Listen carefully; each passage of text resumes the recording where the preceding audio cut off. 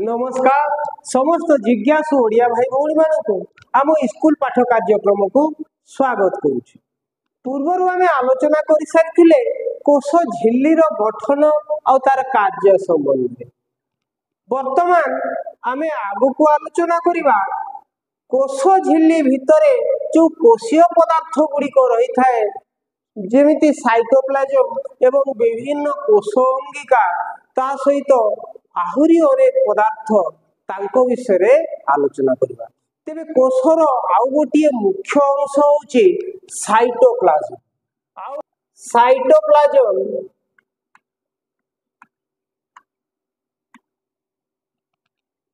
बा जाको आमे कोश जीवक बोली कहिथाउ। कोश जीवक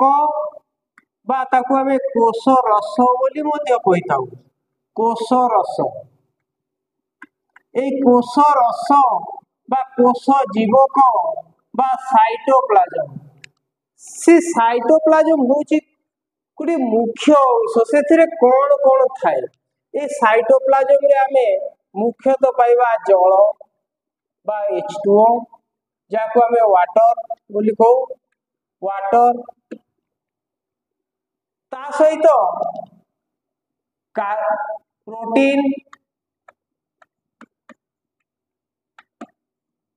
एंजाइम एंजाइम गुड़िक साधारणतः प्रोटीन रे तैयारी बा प्रोटीन मोलेक्यूल गुड़िक तेणु protein enzyme carbohydrates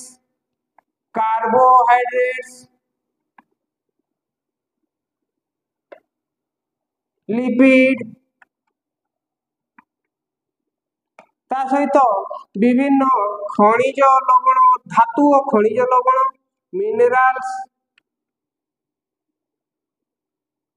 जेमती sodium potassium calcium iodine iron ये भली अनेक प्रकार धातु और खनिज लवण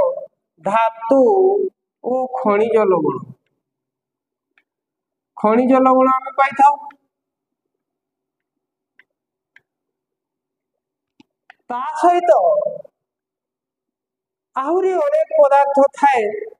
ता सहित आउ किछि आमे पाई थाउ कोन ना कोश अंगिका जेमिति आम शरीर रे विभिन्न कार्य करिवा पई बा विभिन्न कार्य संपादन करिवा पई विभिन्न अंग प्रत्यंग रहिछि सेहि भली कोशर मध्य विभिन्न प्रकार काम करिवा पई कोश अंगिका बा सेल ऑर्गेनेल रहिता है। सेल ऑर्गेनेल विभिन्न कोशर विभिन्न कार्य करिवा पई विभिन्न प्रकार कोश अंगिका रहितांती बा सेल ऑर्गेनेल रहिता है। सेगुडी कोई प्लाज्मा भितरे थाए बा साइटोप्लाज्म भितरे रहिता है। ये कोश अंगिका गुड़िक सहित से आमे जल पाइबा प्रोटीन पाइबा कार्बोहाइड्रेट पाइबा लिपिड पाइबा विभिन्न प्रकार मिनरल्स पाइबा एंजाइम पाइबा। तेबे ये कोश अंगिका गुड़िक को कोश अंगिका गुड़िक आमे साइटोप्लाज्म भितरे पाई थाउ ता संबंध रे किछ कथा आलोचना करिबा। तेबे कोश अंगिका भितरे मुख्य कोश अंगिका गुड़िक हेले प्लास्टिड्स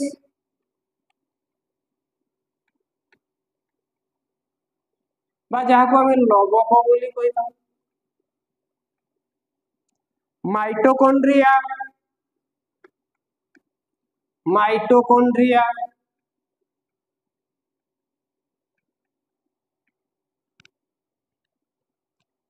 ता सहित endoplasmic reticulum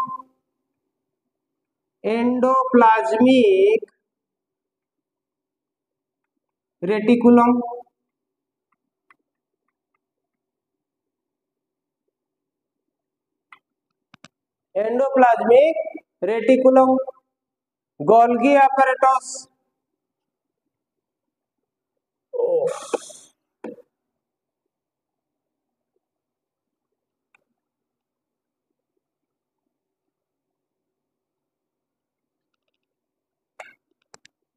Golgi apparatus Golgi apparatus बा गोल्जी बॉडी बोली आमे ताको गोल्जी apparatus बा ताको आमे को Golgi body Golgi body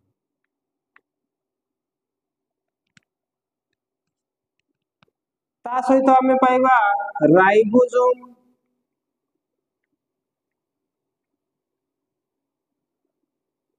ribosome पाइबा आउ कोन पाइबा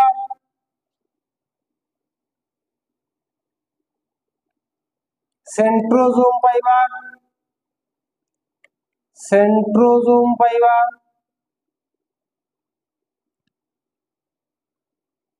आउ पाइबा न्यूक्लियस न्यूक्लियस मध्य कोषर एक मुख्य अंश बोली आमे धरि नै आउ पाइबा न्यूक्लियस न्यूक्लियस मध्य कोषर गोटे मुख्य अंश किंतु न्यूक्लियस मध्य गोटे कोष अंगिका तेबे आमे कोष अंगिका भितर साधारणतः एई भली केतेक कोष अंगिका बा सेल ऑर्गेनेल पाई थाउ कोन कोन प्लास्टिड्स बा जाको आमे लवक कहिताउ याको विषय आगु को आलोचना करिबा माइटोकॉन्ड्रिया जाको आमे कोषर शक्ति केंद्र बोली कहिताउ endoplasmic reticulum Golgi apparatus ribosome is देखो प्लास्टिड होतु माइटोकॉन्ड्रिया होतु एंडोप्लाज्मिक रेटिकुलम हो किबा गोल्जी apparatus न्यूक्लियस एगुडी को होची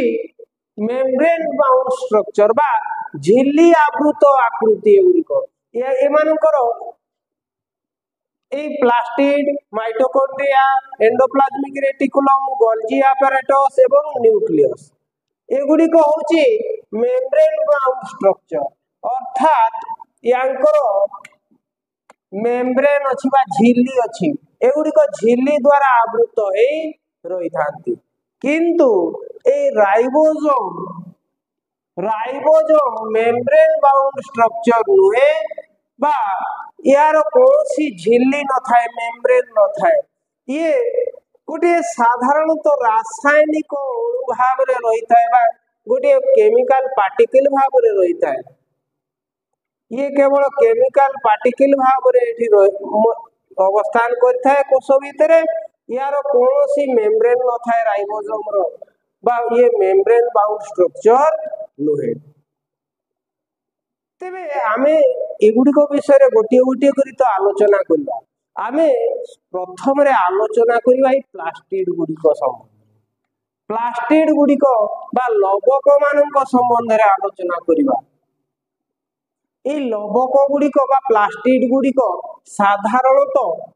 प्राणी कोष रे बा एनिमल सेल रे देखा जाए नाही एगुडी को कोठी देखा जाए प्लांट सेल रे देखा जाए एगुडी को